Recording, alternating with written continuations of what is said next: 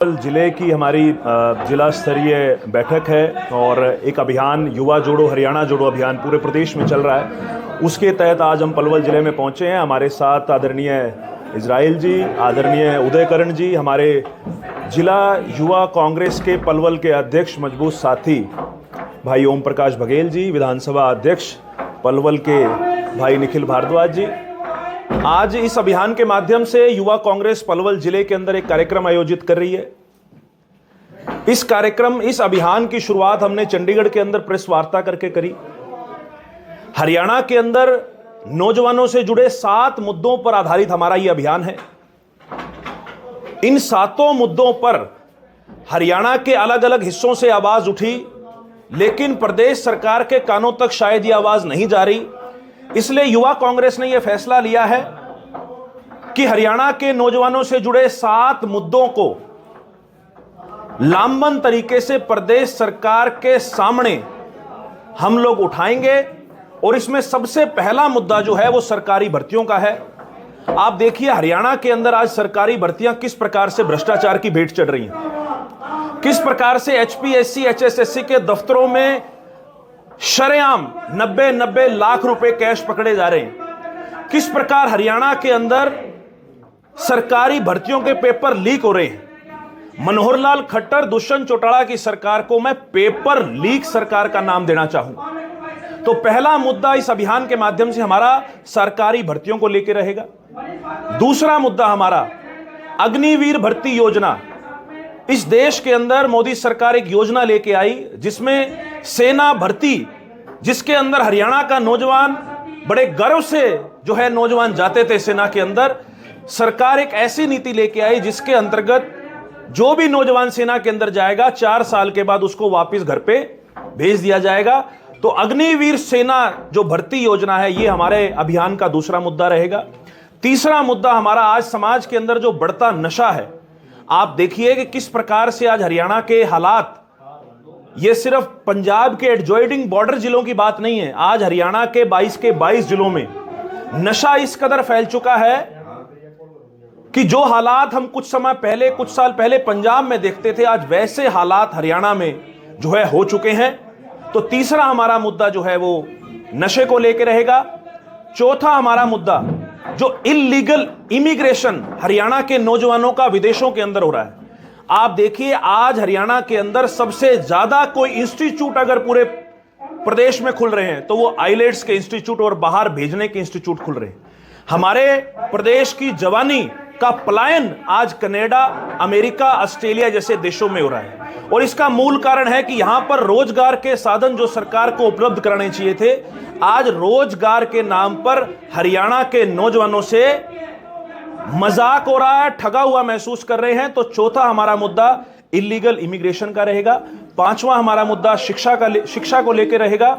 जिस प्रकार से स्कूलों और कॉलेजों के अंदर जो शिक्षा का स्तर है वो निरंतर गिरता जा रहा है। आप देखिए स्कूल में अध्यापकों का काम है बच्चों को पढ़ाना, लेकिन जो हालात आज हरियाणा के अंदर है कि स्कूल के मास्टर और मास्टरनियों को फैमिली आईडी और प्रॉपर्टी आईडी ठीक करने के धंधे पे लगाया हुआ इस सरकार ने। तो आज हालात ऐसे हैं कि ना तो स्कूलों के अंदर शिक्षा का वो स्तर है और ना ही जितनी अध्यापकों की जरूरत है ना ही उतने अध्यापक आज स्कूलों के अंदर है। छठा हमारा मुद्दा जो है वो खेलों को रहेगा। जिस प्रकार से भूपेंद्र सिंह हुड्डा जी के राज में 2014 से पहले हरियाणा के अंदर एक नीति थी, पदक लाओ पद पाओ। सरकार ने, मनोहर लाल खट्टर साहब ने वो नीति भी जो है वो खत्म कर दी, जिसका नतीजा ये है कि कहीं ना कहीं जो नौजवान खेलों के अंदर अपना भविष्य बनाना चाहता था, आज उसके भविष्य का भी जो है उसके भविष्य को भी अंधकार में डालने का काम इस सरकार ने किया है। और 7वां मुद्दा जो है जो ओवरऑल बेरोजगारी को लेकर है। जिस प्रकार से दीपेंद्र सिंह हुड्डा जी ने कुछ दिन पहले राज्यसभा में एक सवाल लगाया कि मोदी सरकार ये जवाब दे कि जम्मू कश्मीर से लेकर और केरल तक और गुजरात से लेकर और मणिपुर तक पूरे हिंदुस्तान के प्रत्येक प्रदेश की बेरोजगारी दर का जवाब मोदी सरकार दे। आप हैरान रह जाएंगे इस बात को। मोदी सरकार ने मनोहर लाल खट्टर सरकार की पोल खोलने का काम किया। जब वो डाटा आया, मेरे फोन में वो डाटा मौजूद है, आप देखिए कि हरियाणा जो 3 तरफ से दिल्ली को घेरता है, बेरोजगारी दर में हरियाणा सबसे फिसड्डी, सबसे ज्यादा बेरोजगारी दर हरियाणा के अंदर है। तो तो ये हालात आज हमारे प्रदेश के बन चुके हैं। हम लोगों ने यह निर्णय लिया है कि इन 7 मुद्दों पर प्रदेश सरकार को जगाने का काम, प्रदेश सरकार को घेरने का काम और इन 7 मुद्दों पर एक छतरी के नीचे हरियाणा के नौजवानों को इकट्ठा करने का काम हरियाणा युवा कांग्रेस करेगी। और इसी लक्ष्य से आज हम पलवल जिले के अंदर पहुंचे हैं। इसके अलावा मैं एक 75% का जो नारा दुष्यंत चौटाला ने इस प्रदेश के अंदर दिया था, जो ये दावा करते थे कि हरियाणवी नौजवानों को प्राइवेट रोजगार के अंदर 75% आरक्षण देंगे, आज उन सभी दावों की पोल खुल गई। परसों आपने देखा कि किस प्रकार से उच्च न्यायालय ने उस बिल को, मैं तो उसको फर्जी बिल का नाम दूंगा, क्योंकि ना ही सरकार ने उस बिल को तैयार करने के लिए जिस प्रकार का कानूनी ढांचा सरकार को तैयार करना चाहिए था, ना ही वो ढांचा तैयार किया गया और ना ही उस बिल को लेकर कोर्ट के अंदर सरकार द्वारा ऐसी पैरवी करी गई, जिसका नतीजा यह रहा कि परसों माननीय उच्च न्यायालय ने उस 75% के आरक्षण के बिल को असंवैधानिक करार देते हुए खारिज कर दिया। एक तरफ तो यह सरकार सरकारी भर्तियों के अंदर भ्रष्टाचार कर रही है, पेपर लीक करवा रही है, और दूसरी तरफ जो एक प्राइवेट कंपनियों के अंदर हरियाणवी नौजवानों को मौका दिलवाने की बात थी, उसके अंदर भी यह सरकार विफल रही है।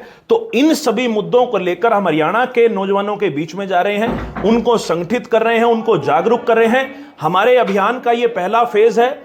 इसके दूसरे फेज में बड़े आक्रोश आयोजन, बड़ी मोटरसाइकिल रैलियां, बड़े धरने प्रदर्शन, बड़े पैदल मार्च पूरे हरियाणा के अंदर निकाले जाएंगे। तो आज पलवल जिले के अंदर हमारे जिले के युवा साथियों को संगठित करके इन 7 मुद्दों पर उनसे वार्तालाप करने, उनसे बात करने हमारे नौजवान साथी, हमारी टीम सभी यहां पहुंची है। आपने अभी बात की हाई कोर्ट ने जो आपने आरक्षण का 75% आरक्षण का वो स्वीकार नहीं किया है, रद्द कर दिया। हरियाणा सरकार सुप्रीम कोर्ट जा रही है। अगर हरियाणा सरकार उच्च न्यायालय में इसकी पैरवी ढंग से करती, आप ये बताइए कि सबसे पहली बात तो इसके अंदर जो कानूनी प्रावधान था वो गलत तरीके से तैयार किया गया। दूसरी बात यह है कि आप देखिए कि उच्च न्यायालय में कौन लोग गए हैं, इंडस्ट्रीज ऑर्गेनाइजेशन के लोग उच्च न्यायालय में गए हैं। सरकार का यह फर्ज बनता था कि सरकार इंडस्ट्रीज के लोगों को कॉन्फिडेंस में लेकर यह बिल तैयार करती। ऐसी नौबत क्या हुई कि इंडस्ट्रीज के लोग इस बिल के खिलाफ हो गए। जिन लोगों ने हरियाणा के नौजवानों को रोजगार देना है वो ही अगर कोर्ट में खड़े हो जाएंगे, तो आप देखिए कि सरकार किस प्रकार से ये जो बिल लेके आई है उसका पूरा खांचा तैयार करने में सरकार विफल रही है। सुप्रीम कोर्ट जा रही है सरकार, हम तो उम्मीद करते हैं कि सुप्रीम कोर्ट से कोई राहत मिले, लेकिन हाल फिलहाल में हरियाणा के नौजवानों की कमर तोड़ने का काम इस बिल के माध्यम से सरकार ने किया है। जैसे हरियाणा सरकार दावा कर रही है कि उन्होंने नौकरियां दी हैं बिना खर्चे के, बिना पर्ची के, जबकि हुड्डा सरकार हो चाहे दूसरी सरकारें हो, पहले रिश्वत का बोलबाला होता था, पैसा खर्च करके नौकरी लगती थी। अब नौकरी हमने लगाई है, लाखों नौकरी लगाई है उन्होंने। मैंने पहली बार ऐसी सरकार देखी है, शायद हरियाणा के इतिहास 1966 से लेकर ऐसी सरकार आज तक हरियाणा में नहीं आई, जिस सरकार के दफ्तरों के अंदर 90-90 लाख रुपए कैश पकड़े जा रहे हो। जो सरकार बिना भ्रष्टाचार पर नौकरी देने की बात करती है वो जवाब दे, कैसे उनके सेक्रेटरी लेवल के लोग 90-90 लाख रुपए कैश लेकर पकड़े जा रहे हैं। किस प्रकार से अभी डेंटल सर्जन की भर्ती 3-4 दिन पहले इन्होंने कैंसिल करनी पड़ी भ्रष्टाचार की वजह से। हरियाणा के अंदर 30 से ज्यादा पेपर लीक के मामले हरियाणा के अंदर आ चुके हैं। पूर्ण रूप से यह सरकार विफल रही है। मनोहर लाल खट्टर जी एक इनअफेक्टिव मुख्यमंत्री के रूप में हरियाणा प्रदेश के इतिहास में उनका नाम लिखा जाए। आज जरूरत है प्रदेश की नस्ल को बचाने की, आज जरूरत है प्रदेश के नौजवानों के भविष्य को बचाने की।